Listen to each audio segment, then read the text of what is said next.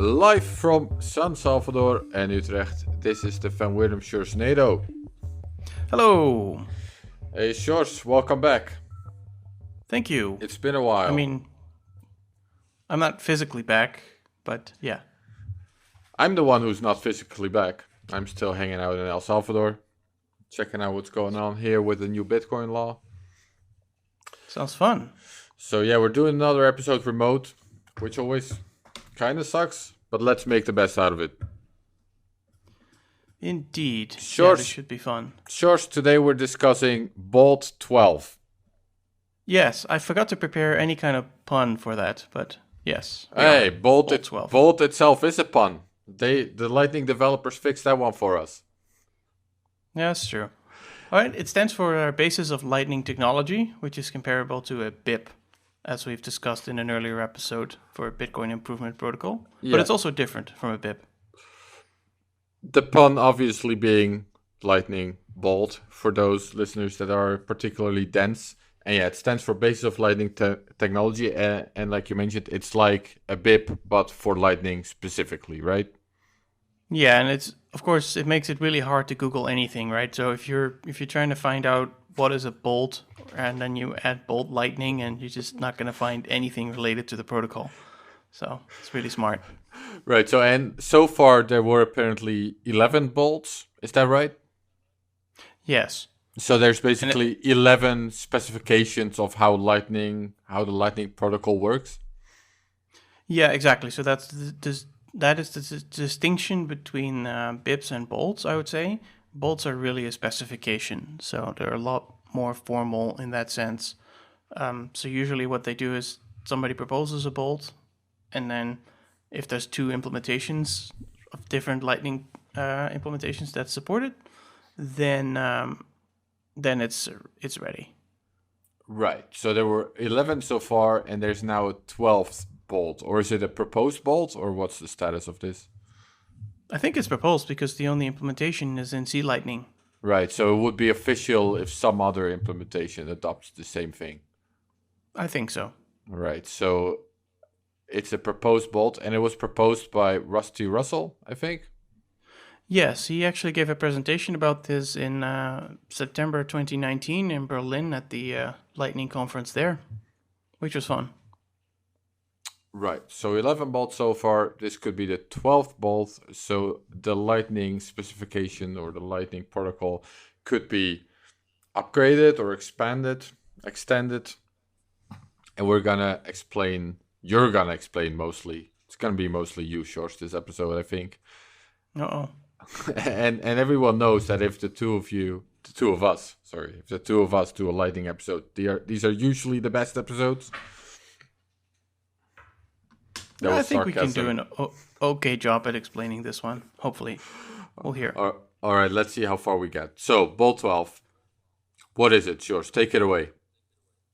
Well, maybe we want to take one step back and talk about Bolt 11, or more generally, invoices.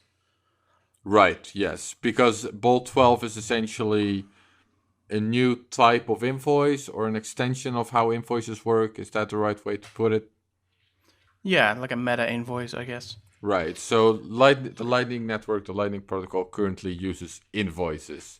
So yes, let's first explain what is a Lightning invoice. What is this? Yeah. So a Lightning invoice is just a piece of text, and it has a computer readable, of course, and it has a couple of things in that text. Well, one is the node that the transaction needs to be sent to. Mm-hmm. So a node is just a public key. There's usually an amount, like how much Satoshis are you expecting? And the interesting ingredient there is there's a hash of a secret. The hash of the secret. So the idea is that when you're actually paying an invoice, you're going to get the actual secret rather than the hash of the secret. And that's how this whole chain of HDLCs that we talked about with Joost Jager, that's kind of how they cascade. So those are the three ingredients that are on an invoice.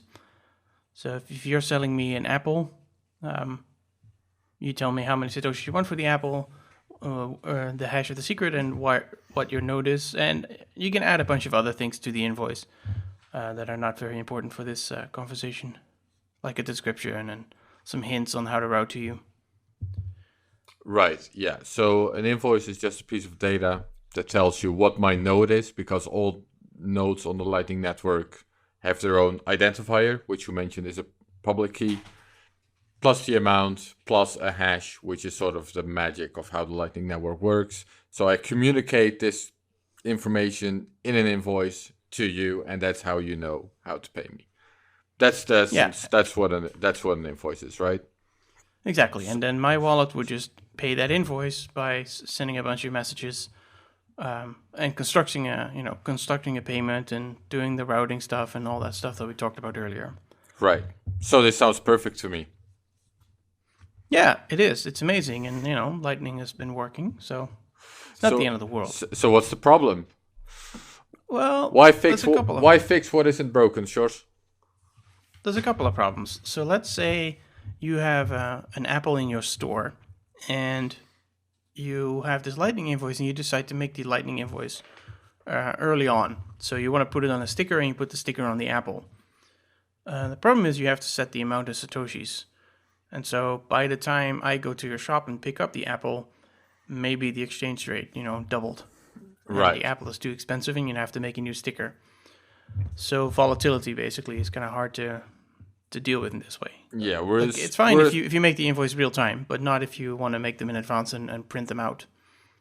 Yeah, we're assuming that a lot of people are not using Bitcoin as a unit of account yet, and they're still using some kind of fiat currency as a unit of account, but they want to be paid in Bitcoin. So you want to be paid $1 in Bitcoin for your Apple, rather than a fixed amount of Satoshis in your Apple for your Apple. And that's hard to do. And that's hard to do with a static Lightning invoice. You'd have to create the invoice at the moment of sale, and you can't make it in advance. So that's one limitation. Yeah, another one, and there is a workaround for that too, of course. None of these are end of the world problems. The other one is that this hash of the secret that we talked about, you can only use this once. So if you want to have a tattoo on your body with, a Lightning invoice, that's not a good idea, because the first person who pays it, then there's a chance it's going to leak, and the mechanism won't work anymore. So then you'd have to print a bunch of QR codes on your skin, or if you use the henna tattoos, I guess you can do that. There's also another workaround for this problem of recurring payments. I think the it's not technically really that it doesn't work. It's just that it's not secure, right? Because the secret needs to be a secret. That's why it's a secret. While if you've used it once, then the secret has been sort of used on the Lightning Network, and therefore, if you create a new invoice with the same hash of a secret, then someone else might know the secret and therefore claim funds that they weren't supposed to claim, right? Yeah, and that's why every invoice should only be used once. So every secret is only used once. So you can't use the same invoice for different apples. I can't have in my Apple store, I can't put the same sticker with the same price on every apple, because once the first person buys an apple, the secret is going to be out there, and all the other apples. I'm running a big risk of having my apples stolen, basically. That's right. Right. So one solution to that problem that already exists is that instead of making an invoice, you only publish your node identifier. And then the customer just basically enters the amount themselves and sends it to your node. So you're kind of leaving that to the customer. Of course, that's annoying too, because then how do you do automatic handling of payments? Because you're expecting a certain amount. And what if it goes wrong? If the customer types the wrong amount, that's kind of not ideal, but it's possible. And for donations, it's fine, right? For donations, you can have a tattoo with your node identifier on you. And then people can donate you, because it's up to them how much they want to send anyway. So there are solutions to that. If you Google, for example, KeySend. Right. So we've now mentioned two downsides of the current invoice system. One of them is fiat volatility.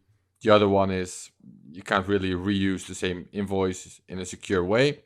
Are there more? I mean, that's sort of the main thing, yeah. These are the two. Well, the other thing is, but it's not really a downside, but An invoice can only be used to receive money. It can't be used to send money. So you can't do a credit invoice. You can do give me a concrete example of this. When would you want to create an invoice to send money? Oh, a Bitcoin ATM. So if I put $10 into a Bitcoin ATM and I wanted to send me that amount in Satoshis over the Lightning Network, then the way that works right now is that, there's some other technologies, but what we just described is you as the person using the ATM has to make an invoice for that ATM, and then the ATM will pay you if the invoice is what it wants. And that's not ideal. Ideally, what you want to do is you want to give money to the ATM, like a piece of paper, and then it should show you a QR code, and you scan that, and then it pays you. So it's a credit invoice. Right. That's what you'd like to see. And there are some workarounds for this, so it's not the end of the world again. Right. So the current invoice system, it works for what it needs to do. However, we've now mentioned 3 main limitations. One is you can't create the invoice ahead of time because of at least if you're pricing stuff in fiat, because of the fiat volatility. The second one is you can't reuse the same invoice because it's not really secure because the secret is exposed after the first time. And the third sort of downside is that you can't create an invoice to send money. Am I saying it right? I think so. Yeah, and as far as I know, some or all of these are solved in practice at the not at the protocol layer, but at the application layer with something like LN URL. So we can do a whole other podcast going into that. But for now, we're going to talk about a solution at the protocol level, which is called Bolt 12. Bolt 12. All right. There we go. So Bolt 12 is, you mentioned, it's like a meta invoice. You can consider it like a layer on top of regular invoices that communicates not just invoice data, but something on top of that, right? It doesn't even communicate the invoice. So in the Apple example, it might the Bolt 12 thing, the sticker that you put in your Apple, might say this is an Apple. This is the identifier of the Apple for the store. Maybe has some SKU, some unique number. And this is the Lightning node, and please go talk to this Lightning node. So then what the customer app will do is it scans the QR code. It sees, okay, this is an Apple, and I have to talk to this other node. It then calls the other node and says, please give me an invoice for this Apple. And then the node actually gives you an invoice for the Apple right then, which you can pay. Which means, the Lightning node for the store can calculate the exchange rate, for example, right at the last moment. And then it's paid as a regular invoice. Right. So Bolt 12 is essentially a specification for a protocol of how to contact a specific node, which would be the node you want to pay. And then that node now knows how to respond to that request by creating an invoice. Is that right? Almost. So it's not really how to contact a node, because that's sort of known how to do that. But it is, or it might actually, I don't know, but it is saying you should contact this node because this node is who can give you the invoice. So with Bolt 12, you get the info on which node to contact, and at that point, a invoice is created. Therefore, we're solving the time problem because the invoice is created at the exact time that you want to make the payment, even though the Bolt 12 meta invoice was stuck on my Apple for a while. And we're fixing the secrets problem because the invoice is created uniquely, even though the sticker was on my Apple for a while. But Sjors, right. Is there more? There is more. So one thing you can do now is subscriptions. So Bolt 12 has a special way to indicate that this is a subscription. So it can say, please don't ask me just for one invoice, but ask me for an invoice every week or every month. And it can even say, well, the invoice should be $10 every month rather than, say, 10 Satoshis every month. Right. So if you want to have, if you want to buy an Apple from me every month, that's the worst example probably. But if you Yeah, that's a want, terrible example. if you want to buy an apple from me every month, we can actually automate that. Yeah, exactly. I guess this does require, so Bolt 12 can sort of include that information. It can offer to create an invoice every month, but there's still a lot of work to be done on the wallet side to actually make this happen in reality. Like Bolt 12 in Yes. itself doesn't solve this, right? No, and in particular because if you're talking about sort of an automated payment every month in a different exchange rate even, then that creates a few problems, right? So, for example, if let's say it's automatic, you don't want to think about it too much, but then the server side, the recipient, so say the Spotify or whatever, they create this invoice every month for $10 based on what they think the exchange rate is, and then your wallet asks for that invoice once a month. Says, "Hey, do you have a new invoice for me?" And the server says, "Yeah, here's one." And then the wallet has to say, "Well, according to me, that it's $10.01." And so then you have to say, okay, what percentage of disagreement is okay? That sort of stuff would need to be worked out. And what does the wallet do if there's not enough balance? Does it nag the user or not? And for mobile wallets, it's even more tedious because mobile applications tend to be off in the background. So they have to wake up at the right time to ask for new invoices. So there's definitely work to be done, but at least specifying what the subscription should be, that can be done at the protocol level. But Yes, there's more. Bolt 12 enables this. There's still a lot of work to be done behind the screens, but at least now there's a way to sort of start doing that. And there's even more. This is amazing. Sjors. This is amazing. Well, we talked What about else this is there? Bitcoin ATM. We talked about the Bitcoin ATM. Yes, that's the problem we where- haven't solved yet. Right. So where I put in $10 and now it's solved because the ATM will display a Bolt 12 thing, offer is the technical term, and it will say, "Take my money. Would you like this $10 worth of Satoshis?" And then my wallet, if it understands this, it will create the invoice and give it to the ATM, and then the ATM pays it. So there we have the reverse flow. So my wallet creates an invoice, and the ATM sends to it. Right. So yeah, Bolt 12 is a communication layer that allows wallets to or nodes, Lightning nodes, to communicate invoices. I think that's the very short way to put it, right? Well, except that it is not the communication layer. So that's, I guess, what we need to explain next. Right? It's more of a meta invoice. That's exactly where I was getting to, Sjors. You read my mind. Perfect. Exactly. So if we're creating a new communication layer or new ways for nodes to communicate, how does this actually work? How's this data sent from one Lightning node to another? Well, it will use an extension of, I think, Bolt 7 called onion messages. So the Lightning Network already uses onion routing to send payments, as I think we've discussed in earlier episodes what onion routing is. So I send a message to the next node or a payment to the next node, and then they send it to the node after that, and et cetera, et cetera. And every node only knows where it came from and the next hop. And well, to be more exact, every node knows from which neighboring node it got it and which next node, but it doesn't know where the message started or where the message will end, right? Or what the message is, because it's encrypted on every step.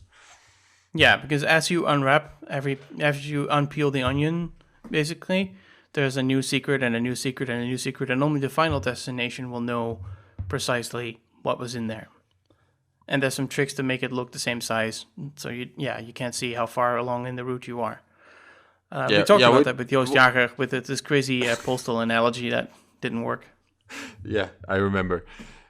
So right now, it's already possible to send messages over the Lightning Network, I think. Is this done by using zero Bitcoin payments or no?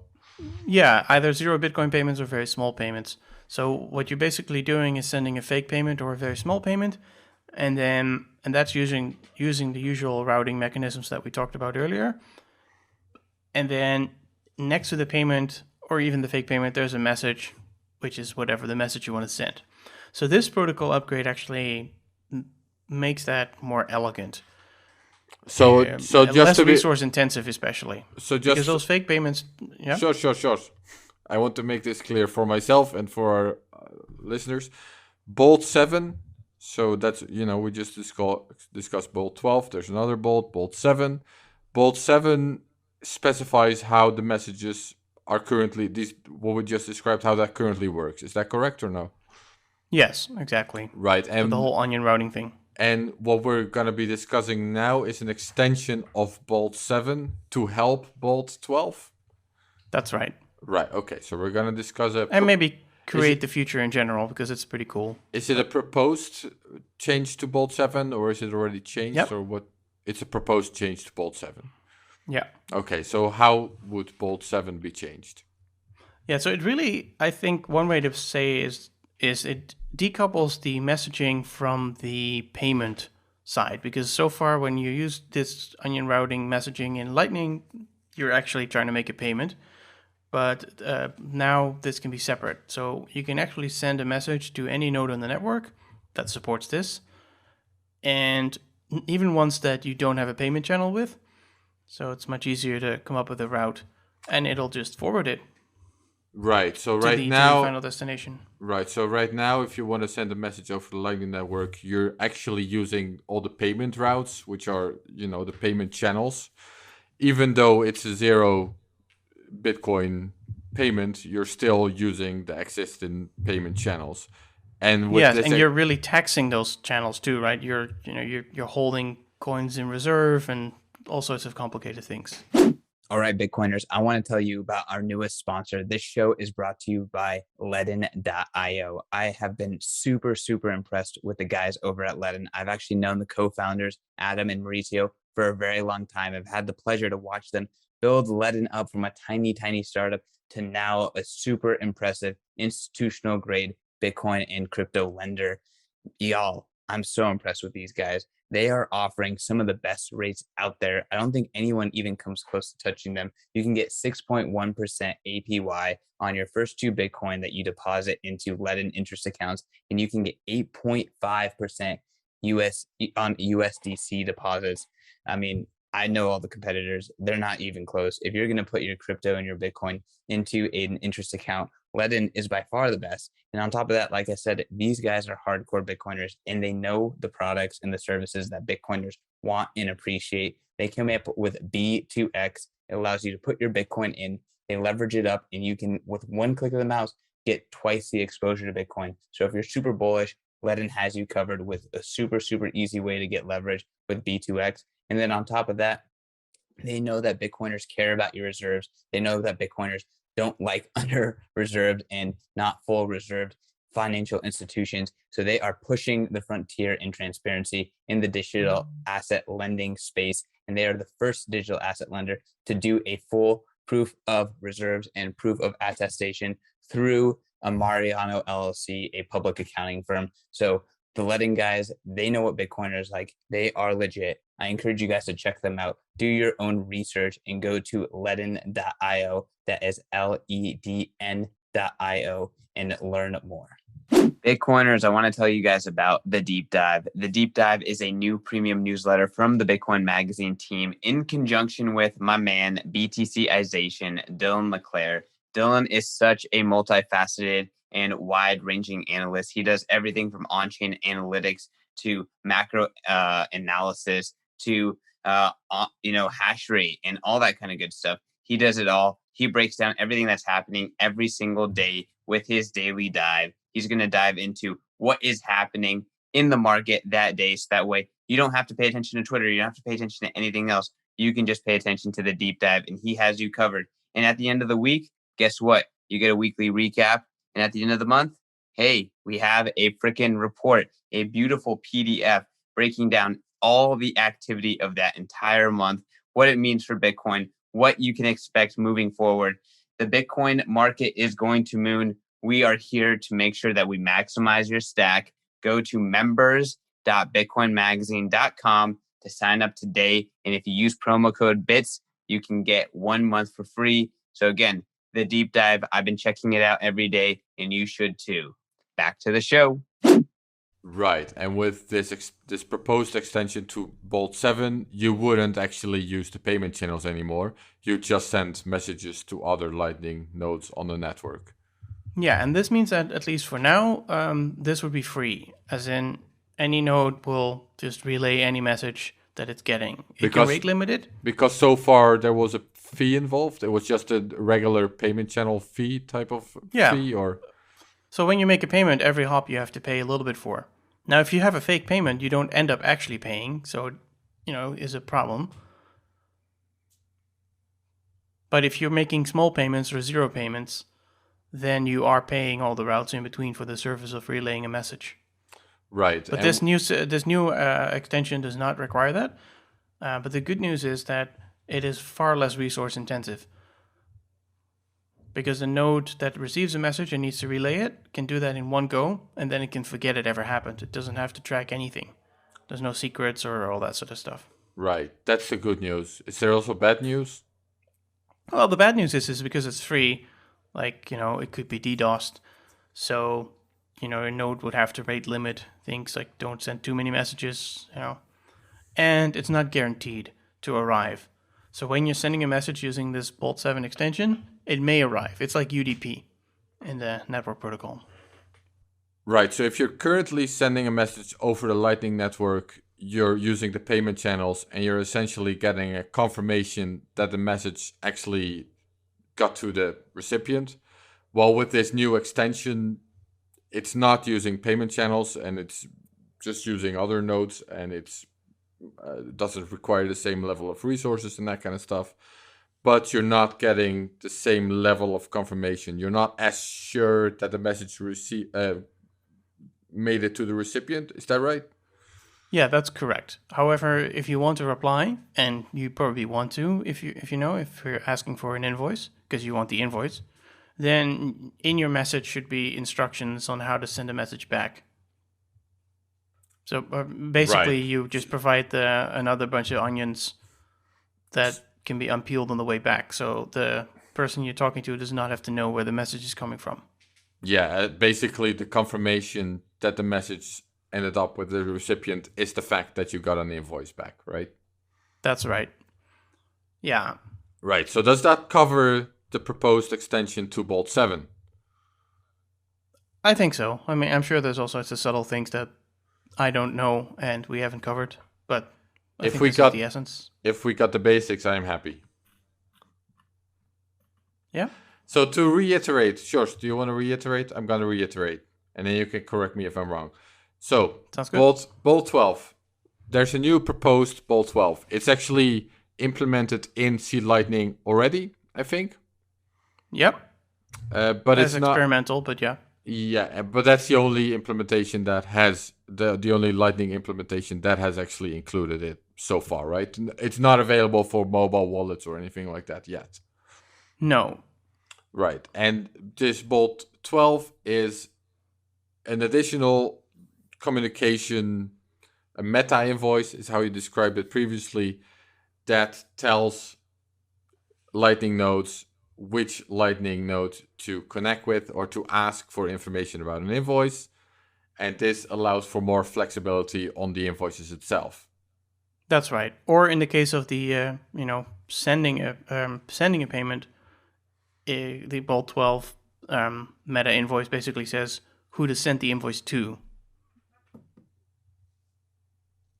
Right. So in the case of the Bitcoin ATM, the Bolt 12 thing will tell you, okay, this is the ATM node. Please send an invoice to this node, and we'll pay it.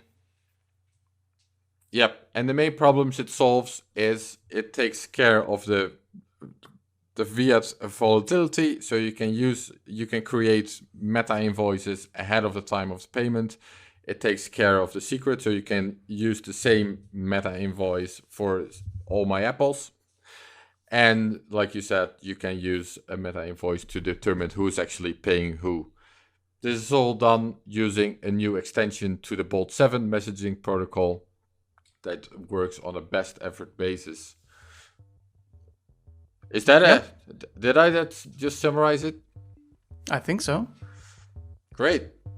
Sjors, I think we're done then. We did. Awesome. We did it. We made another episode. I think so too. Let's hope the recording worked. Thank you for listening to the event Wirdum Sjorsnado. There you go.